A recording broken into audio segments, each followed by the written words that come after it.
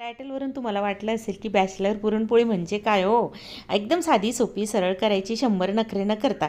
1 वाटी मस्तपैकी हरभऱ्याची डाळ घेतली, इथे 4 वाट्या पाणी घातलं, थोडी हळद आणि तेल घातलं, फुल गॅसवर 2 शिट्ट्या, मंद आचेवर 3 शिट्ट्या केल्या.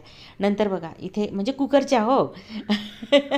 पीठ ना चाळून घेतलं, कपड्याने गव्हाचं कुठलंही पीठ घ्या, त्यात थोडी हळद घातली, तेल घातलं, मीठ घातलं, अगदी आपण कणिक मळतो ना तशी कणिक मळून घेतलेली, रोजच्या साध्या आपल्या चपात्यांसारखी, आणि झाकून ठेवली अर्धा तास. बरं का.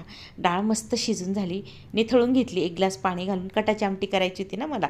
डाळ गार झाली, त्याच्यामध्ये 1 वाटी गूळ घातला, थोडीशी वेलची पूड आणि जायफळ घातलं. नंतर मिक्सरला वाटून चटका दिला. बघा आता चटका देताना ना मिडियम फ्लेमवर द्यायचा, असा चमचा उभा राहिला आपलं पुरण मस्त तयार झालेलं समजायचं. आता कणिक बघा कशी झाली, बघा किती गुलेटेन तयार झालेलं होतं आहे की नाही. कुठलेही गहू घेतले तरी पण अशा पद्धतीने करा. तर बघा आता मस्त एवढा मोठा गोळा घेतला, त्याच्यामध्ये पुरणाचाही मोठा गोळा घातला, कडकडीत तवा तापवला, मिडियम फ्लेमवर मस्त फोड आले वरती. नंतर पलटून तेल बिल लावून किंवा तूप लावून तुम्ही पोळी करू शकतात.